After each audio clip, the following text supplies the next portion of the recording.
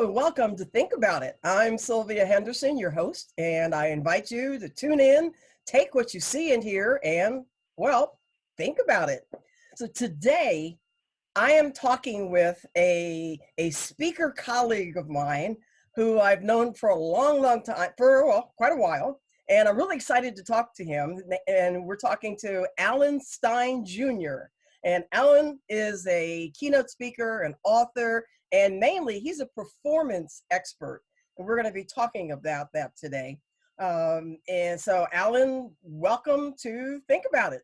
Oh, it's awesome to be with you, Sylvia. Always so nice to connect. Yes, and this is exciting in the time while the program is evergreen and will be seen long past this what I'm calling a moment of pause, meaning the COVID-19 situation. We're recording that now, and so we're going to address some areas of performance and some areas of leadership in general, but also a couple of questions mainly about how do we handle ourselves and how do we connect in times of crises, because this won't be the last time. Oh, absolutely. Yeah. So first of all, just like I ask every guest, how did you come to do what you're doing and say what you're doing? Well, basketball was my first identifiable passion, and I fell in love with the game at 4 or 5 years old. And I'm very thankful that here 4 decades later, basketball is still a major pillar in my life. And I'm so grateful that I've been able to make a living and have a life following something I've been incredibly passionate about. The first part of my career was as a basketball performance coach and actually helping players and coaches improve on-court performance and athleticism. And then 4 years ago, I decided to make a very intentional pivot to the corporate world and take all of the lessons and strategies and mindsets that I had learned from the game's best players and apply those to a corporate setting to teach businesses, organizations, leaders, how to apply those same strategies to their business. So basketball is still a foundation of what I do, but now most of what I do is through keynote speaking and writing. And you use basketball as your analogy throughout, as I've seen quite a bit. Absolutely. And even now, as we're all trying to navigate this coronavirus crisis, and I love the way you frame that as being just a moment of pause. It sure feels like a long moment, but it is indeed a moment. Most of the strength that I'm deriving are from the lessons that I've learned from basketball and taking those mindsets and figuring out how can I apply those to a specific crisis like we're experiencing now. So I know when and we're probably going to jump around with aspects of performance. One of the key points that I have heard you speak on is connectedness in terms of performance. As in this day and age, connecting, I used to always say people who have grown up with their thumbs on their devices have always had challenges, it seems, with that human connection.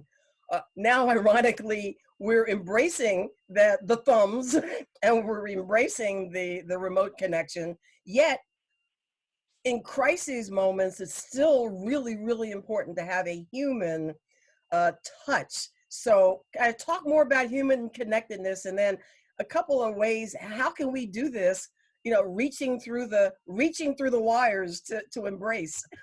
Oh, absolutely. And you hit that perfectly with great insight. I'm a big believer that the tenets of high performance and the tenets of effective leadership just become more important and more magnified during time of crisis. Everything that it takes to be an effective leader when things are normal become even more important now. And same thing when it comes to performance. And one of those, probably the foundation of those, would be the connectedness that you referred to. And where we're all experiencing a real pattern interrupt and a real challenge is that a good portion of many of leaders' connectedness prior to this was face-to-face. And where for some other, I'm a keynote speaker. I make my living on stage in front of live audiences. So now I've had to find ways to connect and add value to my clients and bureau partners in other forms, virtually and digitally. And I'm finding that with everyone that I speak with. I'm friends with lots of athletic coaches, who would be used to their players showing up for practice in person and being able to coach them in person. And now each of their players is at home in isolation, and they've got to find a way to still lead with excellence and help their players improve performance during this moment of pause. So I believe what it takes now is just a little more creativity, a little more openness to trying to do things differently than maybe we've done them in the past. I can say, without question, that I have done more Zoom calls in the last 3 weeks than I did in the previous 3 years. And I'm becoming better acclimated with them. But to me, connectedness is all about showing someone else that you care about them. And to show someone you care, you don't have to do that in person. You should be able to show someone you care through some other means, like you and I are doing right now. Right. So thinking more about what you just said, so I'm thinking, so the athletes are home, and they're having to, though, maintain the level of performance or maintain their fitness. I'm thinking about the Olympics that got postponed, and how they trained for the 4 years with a strict regime so that they're at peak in time for the Olympics, and now that's all undone. How do we in the corporate world, or how do leaders now in business, not in athletics, help keep that peak performance, help keep their employees in form as they're kind of doing their own thing and lacks discipline? Oh, yeah. And you hit the nail on the head. I mean, that's arguably the biggest challenge that most businesses are facing right now. And I do believe it takes creativity. It takes some innovation. It takes an openness to try new things. It makes the communication portion even more important. But I think above all of that, it takes empathy and compassion. It takes empathy in knowing that you're going to ask your team to do some things differently than you've been asking them to do them for long periods of time. And, you may have some folks on your team that aren't as technically savvy. They're not used to sending instant messages or doing Zoom calls, and yet they're a vital part of your organization. And now you have to have some empathy and some compassion and give them some grace as they try to acclimate to what we're all now saying is a new normal. And that's really what it comes down to, is the groups. And this doesn't matter if you're talking about coaches and athletes, or executives and corporate groups.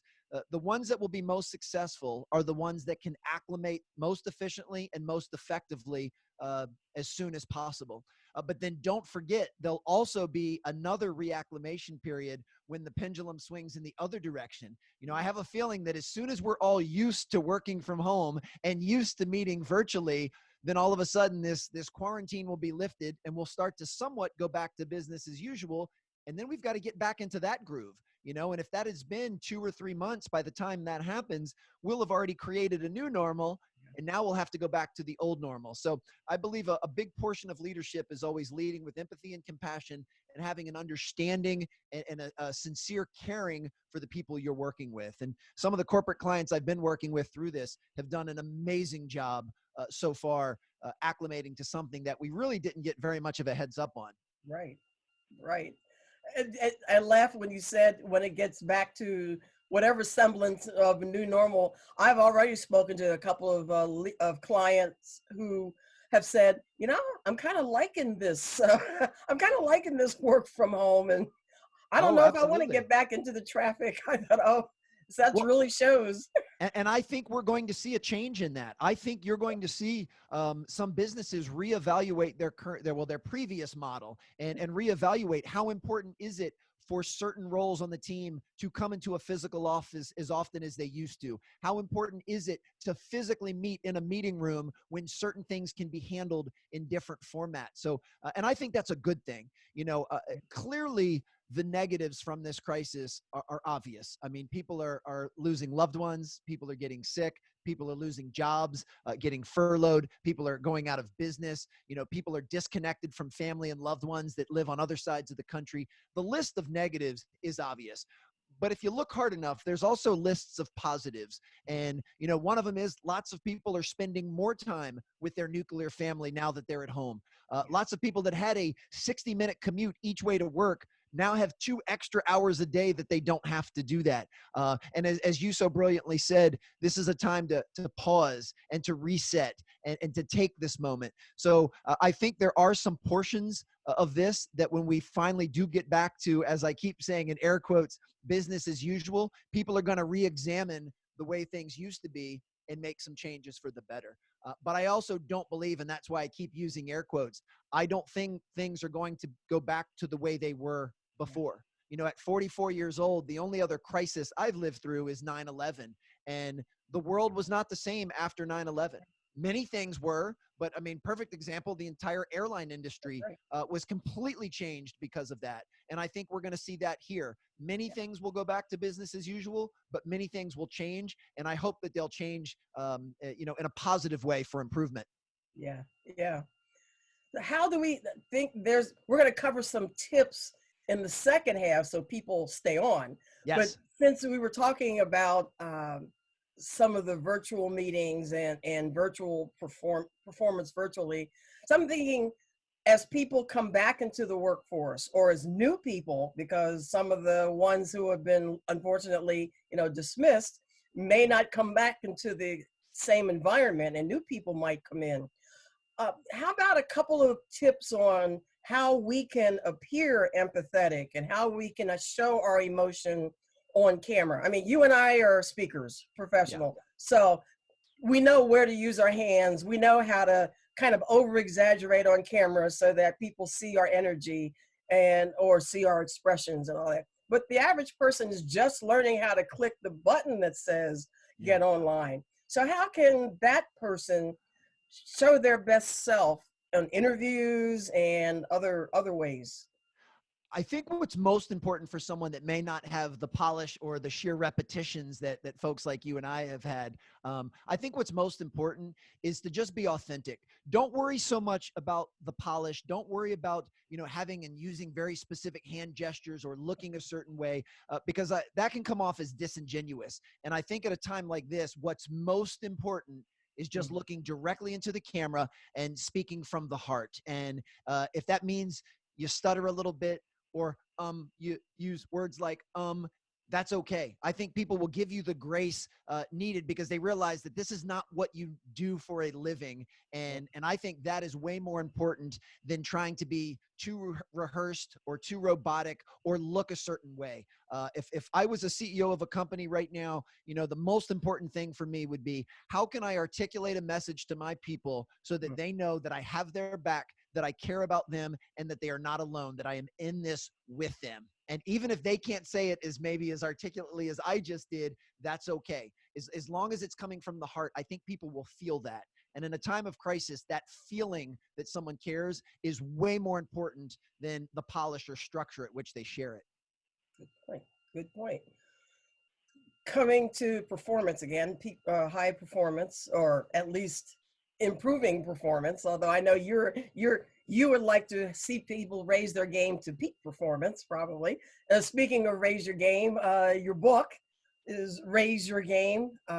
So we'll at the end have a shameless plug about how people can get that. But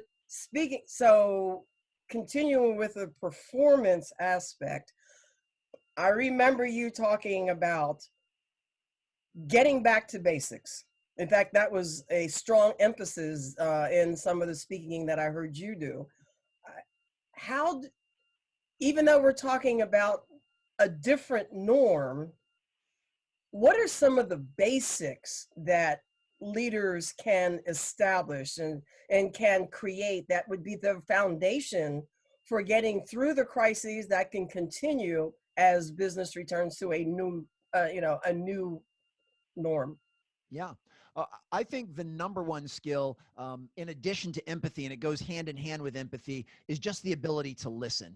You have to realize that each of us, based on our own experiences, based on our own emotional intelligence, based on how we've been either personally or maybe not so personally affected by the coronavirus, we're all going to process what's going on differently and at different rates. And, you and I may have a conversation one day and you're a little bit more down in the dumps than I am because of something that happened to you personally. And I think what's most important as a leader is to be able to listen and let the other person share and speak their mind. And sometimes that means venting or crying or laughing or whatever it may be, but just simply listening with an empathetic ear, and don't try to force them to feel any way. In my opinion, with you and I being friends, if I called you and you were a little bit down in the dumps, you were a little disappointed, you had several speaking engagements canceled, you were worried about a few different things, in my opinion, the worst thing I could do right there is try to force optimism and positivity on you and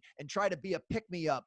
I think it'd be more valuable for me just to be a proverbial shoulder for you to cry on, or to let you vent, or to maybe talk some things out and let you process that at your own pace. And then when you might need a pick-me-up after you've had a chance to process it, then maybe there's some things I could do to help you. But a leader's job is to meet the other person where they are, not make them come to where you are. And, a CEO who owns $1 million company is in a different position than maybe the person on the lower end of the org chart. They're in a different position financially. They have different security with their job. So to act like everybody's the same and that we should all react to this the same, I just don't think is the best approach. I think it's listening with an empathetic ear and meeting the other person where they are, where their emotional state is the most important thing we can do. And that doesn't matter if that was in person or if that was done digitally. Yeah. So as we're getting used to a new way of doing this interview, I'm thinking, I think we have about a minute left before the first half is over, which you are correct. Time flies just as quickly virtually as it does in the studio. So this is kind of cool. As we enter the break, how have you, you haven't always been this aware of performance and how it ties to leadership. And so maybe real quick, in what one way have you changed over the years to be the person you are now? I think my self-awareness has grown over the years, and I hope that it continues to grow, because I'm by no means a finished product. And I think every year that I gain more life experience, every year that I hopefully gain some more maturity, every year that I'm able to meet and learn from other people, I'm hoping that my ability to process and manage my own emotions and the emotions of those around me continually improves. And I'm very thankful. I know this sounds weird, that this coronavirus happened at this time, because if this would have happened 10 years ago, I don't know that I would have had the emotional intelligence or the self-awareness to handle it as well as I'm handling it now. I think I would have been much more panicked and anxious and worried. I remember many of the feelings I felt when 9/11 happened. I mean, I almost went into a depression based on some of the things that happened then. So in a roundabout way, there's a silver lining that as I'm continuing to grow and hopefully improve those skill sets, I'm able to take on more. And I know this won't be the last crisis that I face, or that we as a country or we as a world face. There'll be something else that happens, who knows when. And that's why it's so important for us to learn lessons now that we will be able to apply to whatever that next thing may be, whenever it may happen. So when we come back, I want to talk a little more to the emerging leader who hasn't gone through this before, and cover some more points, especially about your next play concept. So with that, we'll be right back.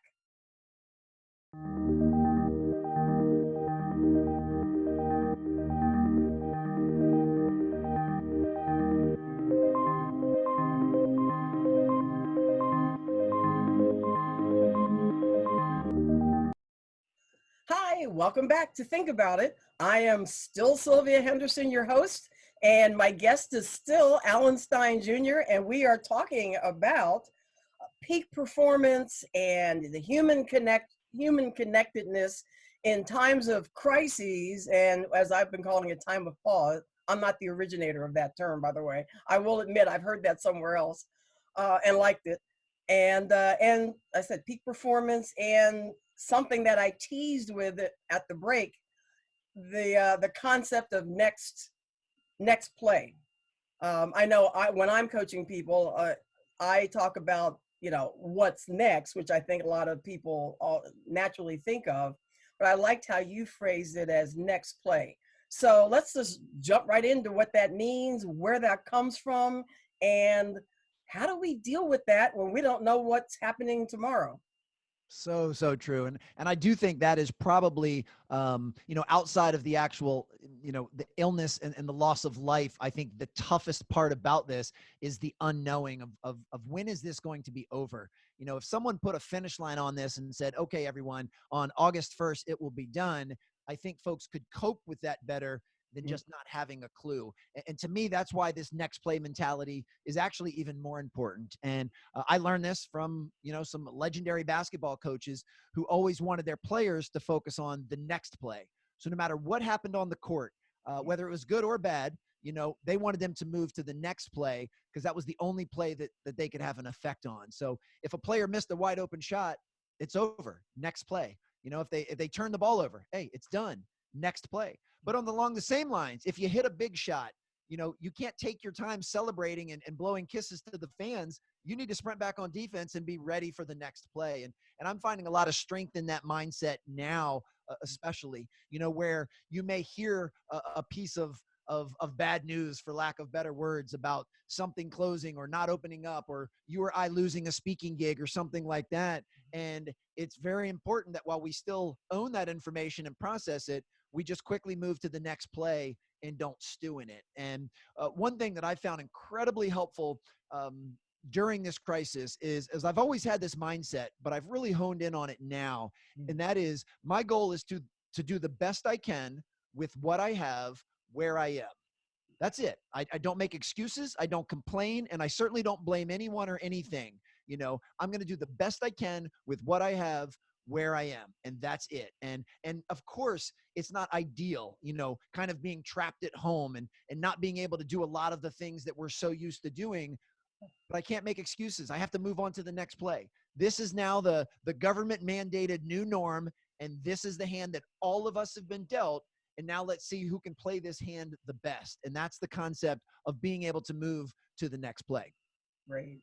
And I want viewers, I know I said it earlier, but I want viewers to realize while we're talking about this during the time of the COVID-19 situation, all of these principles hold true moving forward because there have incrementally been more crises or periods of situations of uncertainty in this century than last century in a rapid succession. So this is not just because of the coronavirus situation. Um, when you were saying do the best you can, that brought to mind is it the Irish prayer? God grant me the serenity to accept the things I cannot, change the Wow. things I can. Yes, Wisdom to it's know the from that, difference. and I think that's actually one of the mantras of AA. Have never been in Ah, AA, but I've actually read some of the material, and yes, it's the exact same thing. Just do what you can with what you have, where you are, because one of the biggest mistakes we can make during a time of crisis, and please know that with all of the empathy and compassion I have, I understand why people default to this, but it never will help you move forward. I understand why someone would complain about the way things are. I understand why someone would, make excuses for why they can't do certain things. And I certainly understand why people, would blame whoever. I mean, there's so many potential scapegoats out there, and they'd want to blame that for their certain circumstances. But doing those things doesn't help. And part of being an effective leader and a high performer is being in control of your emotional state. And one other mindset that has really helped me through this is our emotions are designed to inform us. They're not designed to direct us, which means we have to be open to the fact that during something like COVID-19, we're all going to be on a roller coaster of emotions. I mean, I'm a naturally optimistic, positive, upbeat guy, but you better believe that in the past 3 weeks, there have been a handful of times that I've been down in the dumps, that I've been anxious, that I've been, frustrated. But here's the thing. I allow myself to feel those emotions. I don't suppress them or ignore them, but I don't allow them to affect my behavior. It's important that we live up to our standards and we do the things that we're supposed to do, not because of our emotions, but being able to work around those. So if I'm a leader of a team and I'm feeling down and dejected and frustrated, I can't pour that onto my team. That's not fair for me to take my emotions and force them upon everyone else. And this is not about being disingenuous or inauthentic. It's about taking a beat or a pause until I've regained my composure and poise. And now I can lead with optimism as opposed to going up and down. And my behavior is just as erratic as my emotions. You'll never be an effective leader or a high performer. Yeah. Yeah. And the other thing, almost coming back full circle to human connectedness, as leaders,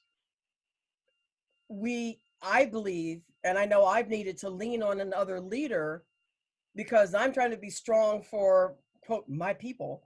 And sometimes it's just helped to have another person who's at a similar level of responsibility to, as you said, get it out. Yes. And they don't hold it as a pity party, and they say, okay, great, you vented.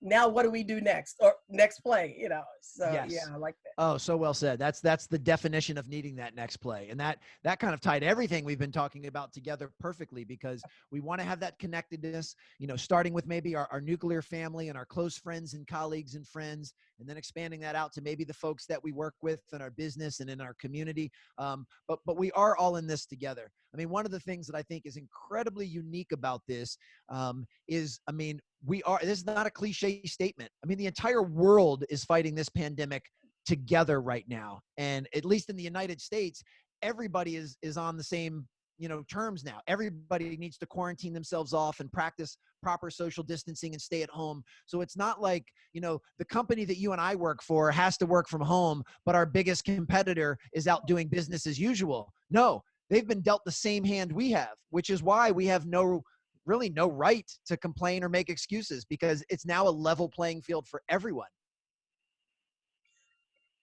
And talk about, just briefly, what's your perception of appreciation?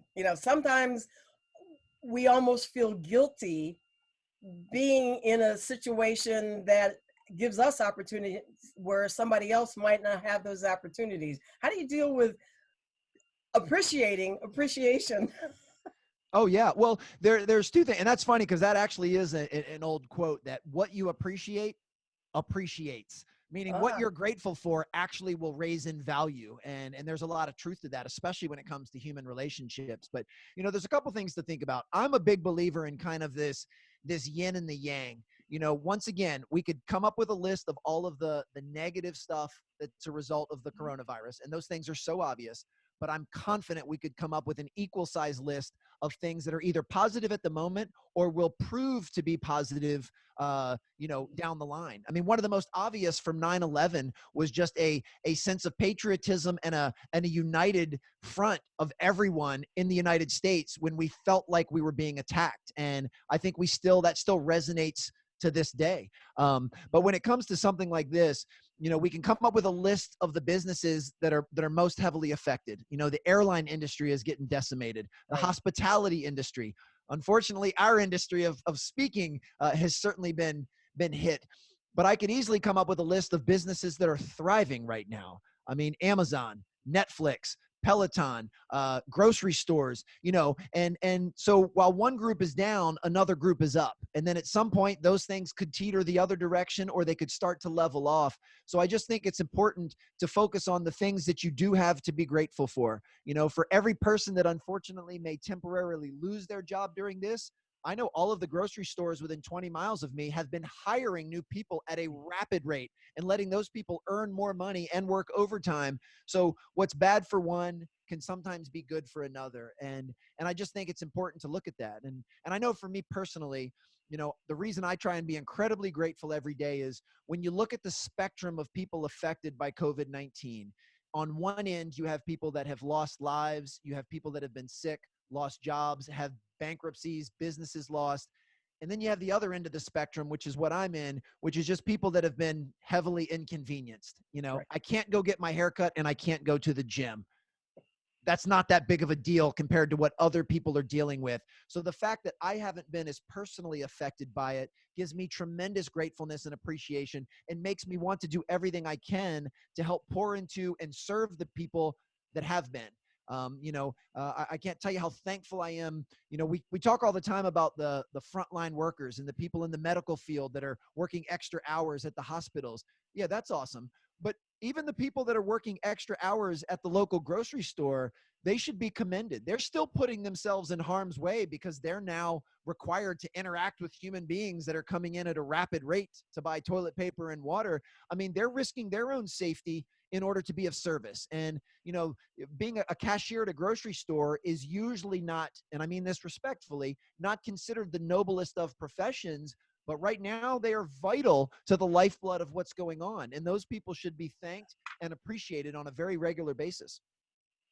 So as we're coming, I'm loving the conversation. As we're coming to a close, shameless self-promotion, how do people reach you? What do you do for them or with them? And like your website, so they can. Absolutely. Well, I did create a page of virtual resources of free assets. These are just downloadable PDFs and a bunch of free videos. There's no opt-in required. I just want to be able to give back to people that have helped me. And that's just at alansteinjr.com/free. If anyone is interested in my book, it's available, you know, Kindle and ebook version. It's available with an audio book or hardback or paperback. And you can just go to raiseyourgamebook.com. And I'm at Alan Stein Jr. on the major social platforms and love interacting with people. So if I can be of service to anyone, if someone listening has a business, small or large, that could use kind of a dose of virtual inspiration, you know, I'd be happy to jump on a Zoom call with your sales team and hopefully help them. Because I just, right now, all I'm focused on is giving to other people. I have no doubt that the speaking business will return in full force at some point. Might be Q3, might be Q4, might not be till next year, but I'm not worried about my livelihood. Right now, I want to help people that are worried about theirs. Yeah, same here. Likewise. Alan, thank you so much for being on the show. And I want folks to, viewers, to make sure you check out Alan's resources. And until next time, we invite you to tune in, take what you see and hear, and, well, think about it. Make a great day and stay safe out there.